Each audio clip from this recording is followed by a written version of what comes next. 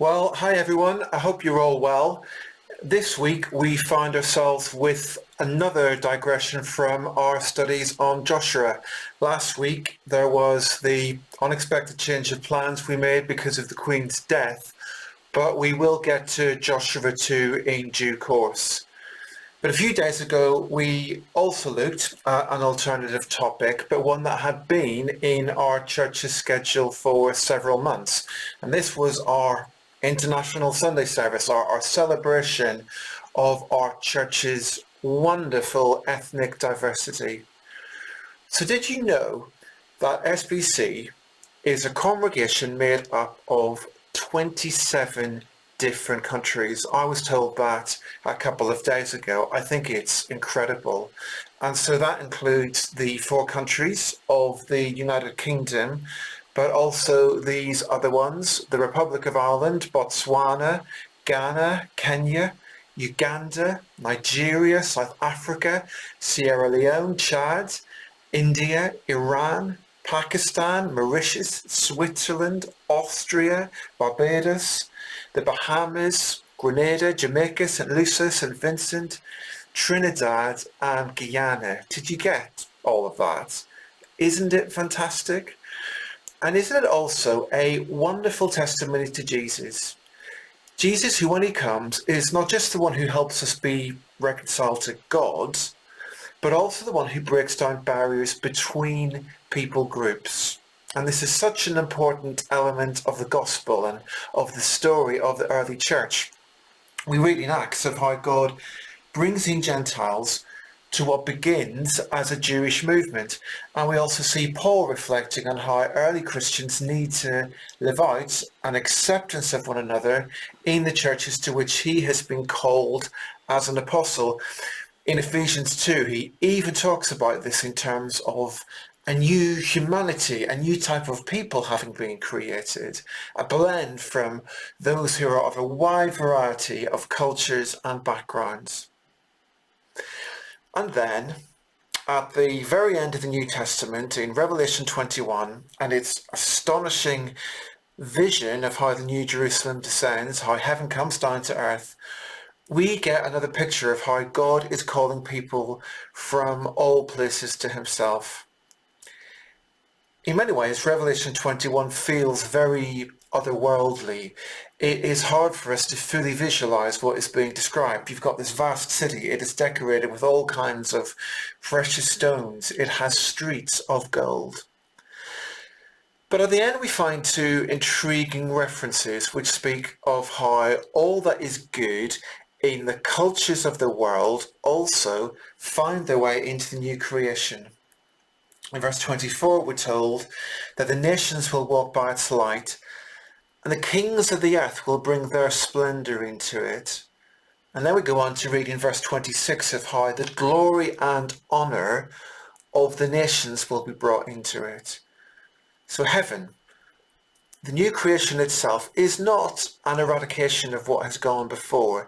It contains within it glimpses of all that is good in the cultures of our world. Think of all that is good about your own culture, all that for which you are thankful, and recognize that it's not going to disappear, but it will live on in some way in God's new order. So let's talk about this now. And a first question for you to discuss. In fact, it's a couple of questions really. What about your own culture? What are you thankful for, and what are you leaving behind? And how does that shape your faith and your understanding of faith? It seems to me that being part of a multicultural church is not just that we are interested in the experiences of others, but that we're able to think about and reflect on our own experiences. What has been good? How have we been blessed by our background? But maybe what are the things we might now feel a bit ambivalent about, might feel that we want to move on from? We've reappraised them. If it helps, let me say something about my own experience. So as most of you will know, I grew up in Northern Ireland, and there are many things which I am thankful for when I look back at my younger years. There was a tremendous sense of community in the small town I grew up in, a sense in which everyone was looking out for each other. And at that time, it was also a strong church attending culture. I went to church most Sundays. I think most of the other children in my school didn't really think anything about it. It was something we all did. And the church that my family attended was a Presbyterian one, but it was also, importantly, an Irish Presbyterian one. That meant we were all given a very solid foundation of Bible teaching and theology. It was a very earnest and a very sincere approach to faith. But there were downsides. That earnest approach to faith could feel overbearing at times, that small town life where everyone knew everyone could also feel a little bit claustrophobic. And then, of course, most obviously, there's the fact that we grew up during the Troubles. Northern Ireland was incredibly divided at that time. And the churches themselves could, in retrospect, I think, have done so much more to try to bring about reconciliation between the two divided communities. And that was a reflection of the sort of faith we had. We were given a strong grounding in the likes of theology and personal salvation, but we weren't really encouraged to engage with social issues, with what was going on in wider society. And there was also a deep suspicion of outsiders. So if I'm honest, there are aspects of that culture I feel really thankful for. And there are other parts of it that I feel like I've spent half a lifetime running away from them. Now, this will not be your story, but you will have your own to share.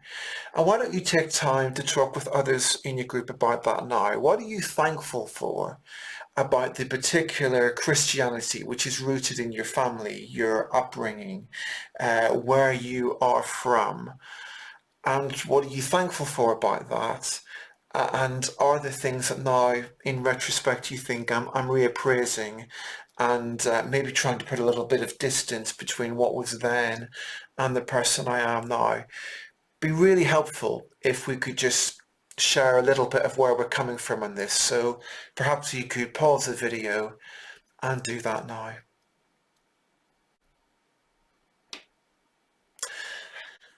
And so here's a second question to consider. Is your world smaller or bigger than it used to be? Let me explain that a little bit more.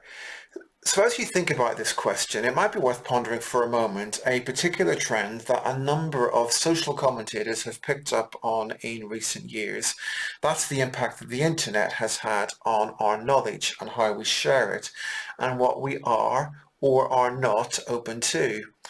Now, our initial thought on this issue might be that, well, of course, the internet makes us all very knowledgeable. We can all go around with our smartphones accessing the Wikipedia app anytime we wanted. Surely this must lead to us knowing and understanding and having wider perspectives than any other people in history. But you might be surprised to learn that that's not always the case. There is lots of information out there, but arguably there's too much, so many pages, so many websites, it's all overwhelming. And so actually, to get by, we retreat into smaller corners of the web and we only click on links which are sent to us by people we know or trust. We hang out on Twitter or Facebook with people we know, people like us, people who went to the same universities as us, people who live in our community. And we go to the restaurants they recommend to us. We go on holiday to places they suggest. We watch the films, the TV shows that they recommend. We listen to the music that they're sharing. And so potentially the internet actually becomes an echo chamber rather than a classroom. Now you might want to reflect on this question together. Has this been your experience? Does your world feel smaller or bigger these days? And if the answer is that it's smaller, in what ways might the church be a means of helping you grow in your understanding of the world? So perhaps you've had an example of a conversation recently with someone in SBC. They come from a different place, so they have different views or perspectives. And you've learnt from them recently. You maybe feel you've grown in who you are as you've spoken with them. And if that's been your experience, again, I'm sure it would be really helpful for others if you could share about that now. So again, we'll take a moment, we'll pause, hit that pause button and discuss this now in our groups.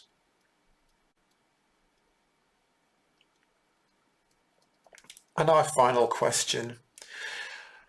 And here, I guess, is perhaps where the rubber hits the road. The what now question. How is God asking us to change as SPC becomes a more multicultural church? What we have been reflecting on in the last few days is of central importance to us as a church. Part of our calling as followers of Jesus is not just to follow him as individuals, you in your small corner and me in mine, to quote the words of an old hymn. It is to follow him as part of his church, as part of the community of all of his followers, everyone who he's called to be his own, the people he puts alongside you and me in this church family that is Selston Baptist. And so if we are going to live faithfully and in light of what we've reflected on this week, I don't think it's right. I don't think it's a valid option for any of us to say, well, I'll come along to church, but I'll only get alongside the people who are like me. I think there is a call here for all of us to be open and to pursue deeper relationships with one another. And so it would be helpful if you could spend time thinking about this now. Are there ways we need to change further if we are to be truly multicultural? Can you think of practical steps we could take in order for this to happen? Are there things that's worked for you and they might work for others? And it would be great if you could share that with one another and share it with me or one of the deacons next time you see us. So again, for one last time, could you hit that pause button and take some time to talk about this now? Well, thanks again for taking the time to reflect on these issues this evening, friends. I hope it has been constructive and a time of learning and growing for all of you. And now let me finish by praying a prayer taken from the Lutheran Book of Worship. O God, you created all people in your image, and we thank you for the astonishing variety of races and cultures in this world. Enrich our lives by ever-widening circles of friendship, and show us your presence in those who differ most from us, until our knowledge of your love is made perfect in our love for all your children, through your Son, Jesus Christ, our Lord. God bless, friends. Have a good week, and I'll see you soon.